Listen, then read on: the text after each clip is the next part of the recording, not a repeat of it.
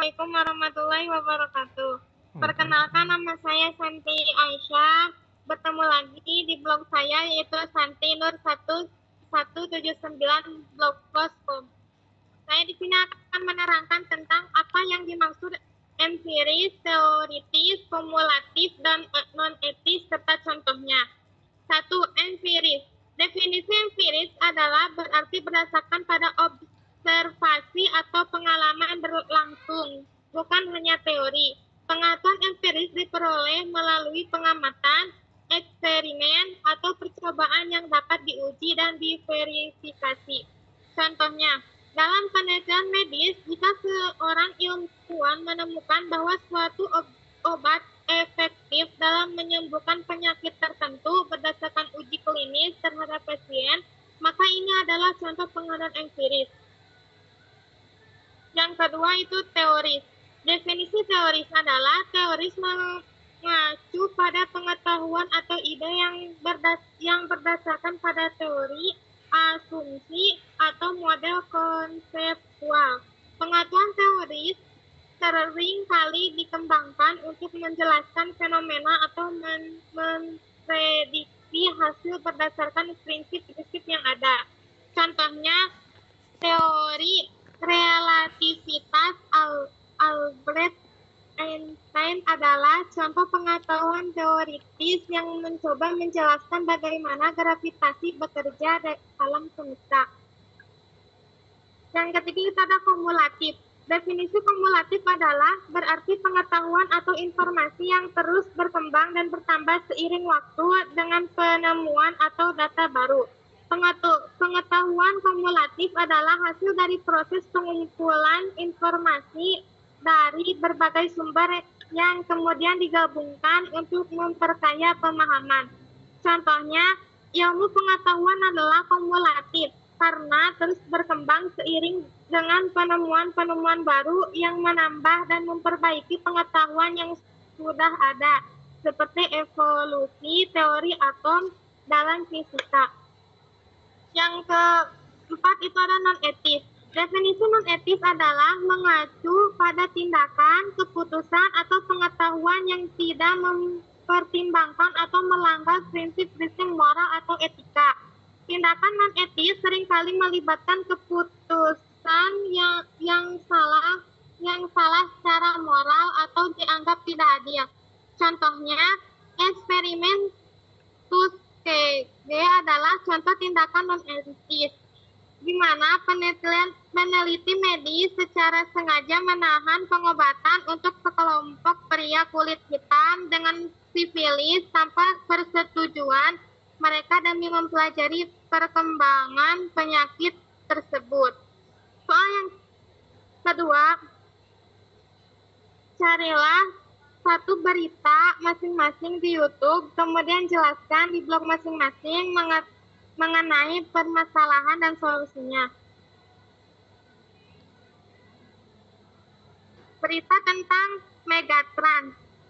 Ancaman gempa Megatrans di Indonesia menjadi kekhawatiran ahli gempa BMKG.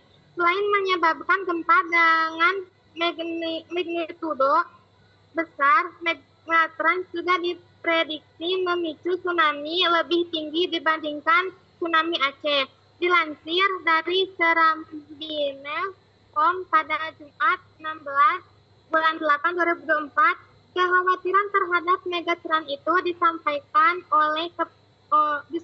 oleh kepada Pusat Gempa Bumi dan Tsunami BMKG.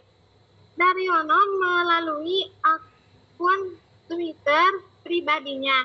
Menurut Daryono, kekhawatiran BMKG terhadap Megatrans di Selat Sunda dan Mentawai Siberut sama persis dengan kekhawatiran ilmuwan Jepang terhadap gempa Megatrans Naikai. Terhadap BMKG menduga bahwa gempa trans di Indonesia tinggal menunggu waktu. Selain itu, gempa tersebut diduga akan terjadi di wilayah seismik Gulf atau wilayah di sepanjang batas lempeng aktif yang tidak mengalami gempa besar selama lebih dari 30 tahun, yakni di Megatrans Selat Sunda dan Megatrans mentawai si Beirut.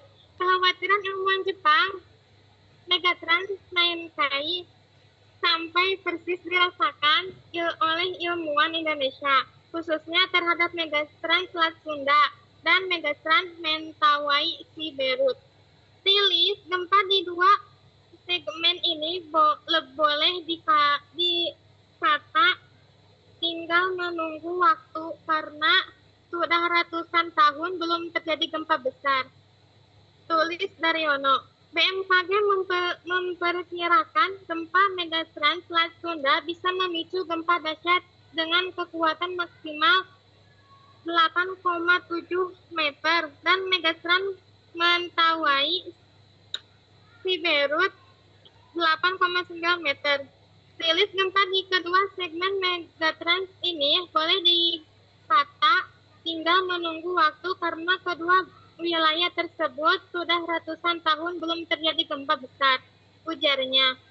Namun, perekayasa di Balai Teknologi Infrastruktur Pelabuhan dan Dinamika Pantai Badan Riset dan Inovasi Nasional BRIN tidak menutup kemungkinan bahwa kekuatan gempa di Selat Sunda mencapai 9 meter atau lebih. Pasalnya, hal itu terjadi apabila gempa akibat Megatron Selat Sunda berlangsung secara bersamaan dengan segmentasi yang berbeda di atasnya. Ia pun mengungkapkan adanya kemungkinan gempa akibat Megatron Selat Sunda bisa memicu tsunami yang lebih tinggi ketika gempa berkekuatan 9,3 meter melanda Aceh pada 2004 silam. Solusinya, kita harus tetap siaga dan berlindung kepada Allah Subhanahu wa Ta'ala. Semoga gempa tersebut itu merupakan prediksi manusia. Doa. Oke, terima kasih Mbak Santi. Oke, Om Bom menyimak ya tadi ya. Dari poin pertanyaan nomor 1 sampai dengan poin yang kedua ya. Nah, kita bahas lagi nih sedikit mengulas ulang ya Mbak Santi ya. Nah, di sini empiris. Betul, di sini tuh empiris tuh artinya itu berdasarkan observasi, kenyataan, pengalaman langsung ya, bukan hanya teori ya. Cuman sekali lagi contohnya ini kita lagi belajar sosiologi ya. Jangan lupa contohnya yang berhubungan dengan sosiologi ya, Mbak Santi ya. Oke. Ya, Nah, ini penjelasannya ini isinya lewat mana? Pakai dibantu ChatGPT, Google atau dari buku referensinya, Mbak Santi?